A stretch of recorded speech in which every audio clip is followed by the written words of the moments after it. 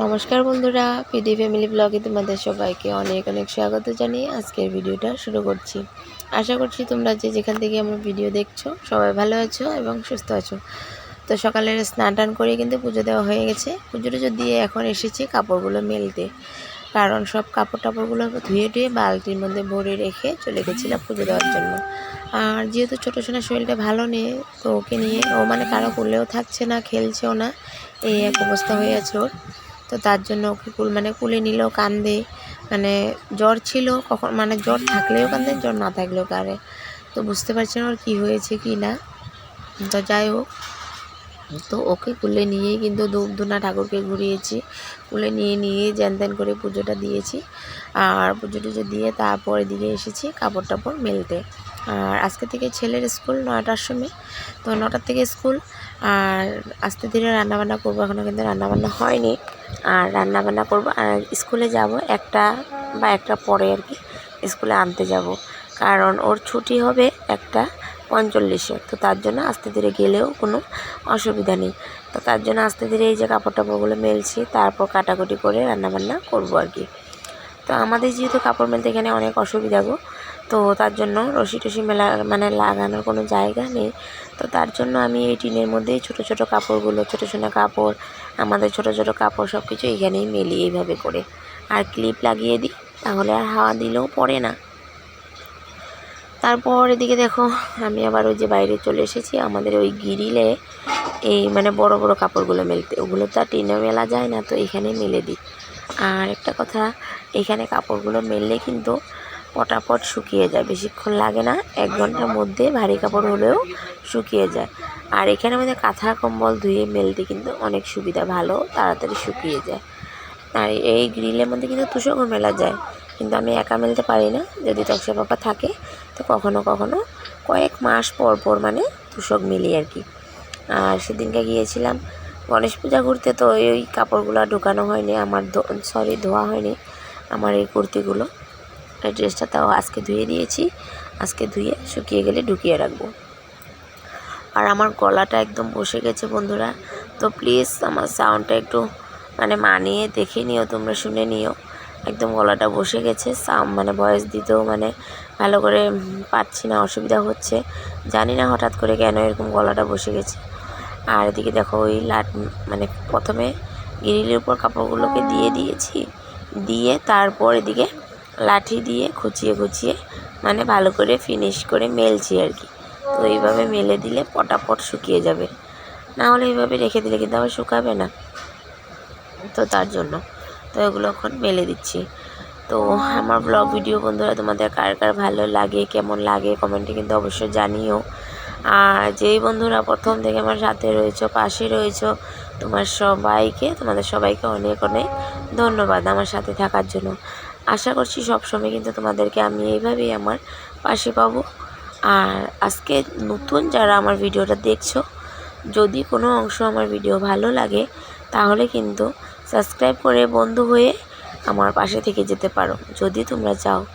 আর আমার পাশে থাকলে আমার চ্যানেলটাকে যদি সাবস্ক্রাইব করো, তাহলে কিন্তু একটা কমেন্ট রেখে যেও, যাতে আমিও তোমাদের কমেন্টের মাধ্যমে তোমাদের পরিবারে গিয়ে তোমাদেরকে ভালোবাসা দিয়ে আসতে পারি। তো এইটুকুনি বলার ছিল। তারপর এদিকে দেখো এক এক করে সব কাপড় চোপড়গুলোই মেলে নিচ্ছি।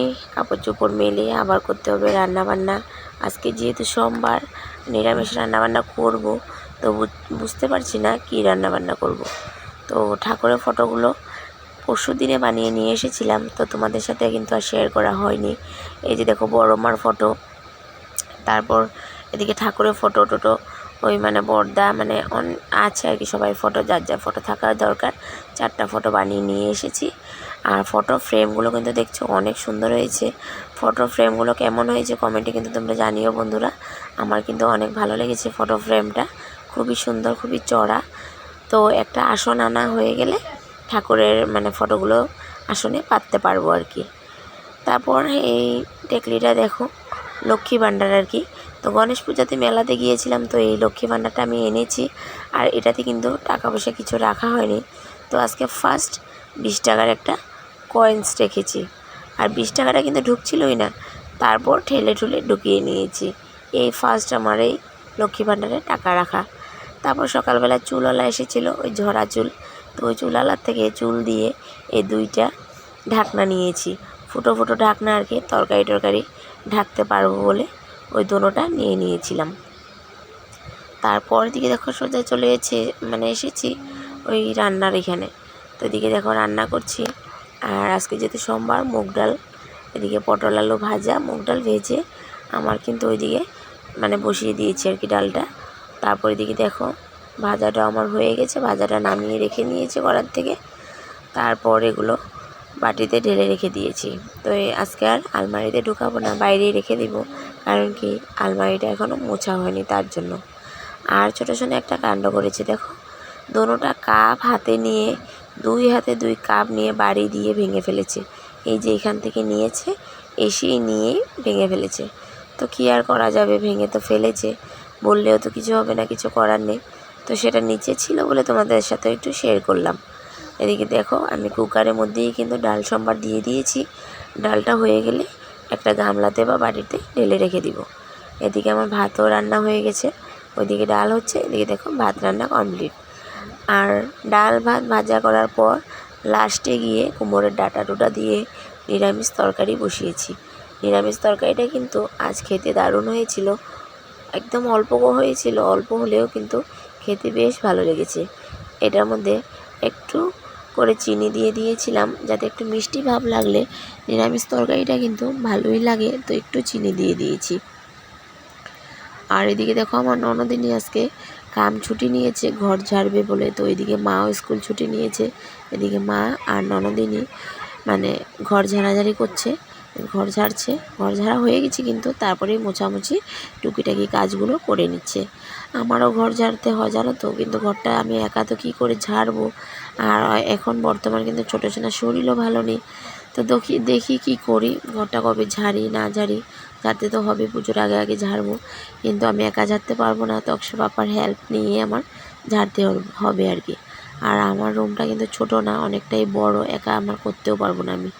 আর ছোটো হোক বড় হোক, রান্নাঘরটাও আছে, ওইটাও পরিষ্কার করতে হবে। আর শুধু ঝাড়লে তো হয় না, ঝাড়ার পর সব বাকি জিনিসপত্র ঝাড়া মোছা পরিষ্কার করা অনেক কাজ থাকে। তারপরে দেখো আমি স্কুলে যাওয়ার জন্য রেডি হয়ে নিচ্ছি। আমি রোদের মধ্যে যাব, তো তার জন্য প্রথমে একটু এটা ভুলেও গেলাম, ময়শ্চারাইজার লাগিয়েছি, ময়শ্চারাইজার লাগিয়ে তারপরে দিয়ে দেখো সানস্ক্রিন লাগিয়ে নিচ্ছি। এত রোদের মধ্যে বার হবো, সানস্ক্রিন লাগানো তো হবেই না, আর গরমের মধ্যে কিন্তু সানস্ক্রিনটাই রাফ ইউজ করি আমি। তো সানস্ক্রিনটা লাগিয়ে তারপর একটা টিপ লাগিয়ে নিচ্ছি।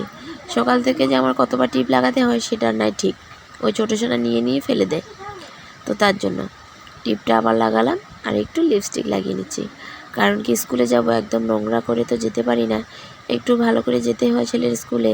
ওই জ্যানত্যান করে গেলে তো আর ভালো লাগে না, কারণ সব প্যারেন্টসটা একটু ঠিকঠাক করে আসে, সেজে গুজে আসে, তো আমি এইভাবে তো আর কি করে যাব। তো তার জন্য আমিও একটু চেষ্টা করি ভালো মতো যাওয়ার। আর স্কুলে যেহেতু ছেলের স্কুলে যাব, অন্য কোনোখানে গেলেও একটা কথা ছিল, তো তার জন্য। আর গরমের মধ্যে কিন্তু বেশি সাজাগুজি করতে ভালোও লাগে না, না করলেও হয় না আর কি। তো এই ব্যাগটা দেখো বন্ধুরা, পটলি ব্যাগ, এই ব্যাগ কিন্তু আমি নিজে হাতে করেছি। আগে মনে হয় তোমাদের সবার সাথে একদিন শেয়ার করেছিলাম, আমি কিন্তু এরকম ব্যাগ অনেক বানিয়ে রেখেছি বিক্রি করার জন্য। তো একটা কিন্তু আমি ইউজ করার জন্য নিয়েছি, বেশি না, এগুলো কিন্তু আমি 50 টাকা করে বিক্রি করব। তারপরে দিকে দেখো স্কুলে এসে বসে আছি, এখনও কিন্তু ছুটি দেয়নি। এখানে দেখো অনেক প্যারেন্টসরা বসে আছে। তারপর ফাইনালি স্কুলটা ছুটি দিয়ে দিল, ছেলে এখনও বার হয়নি। তো আজকের জন্য টাটা।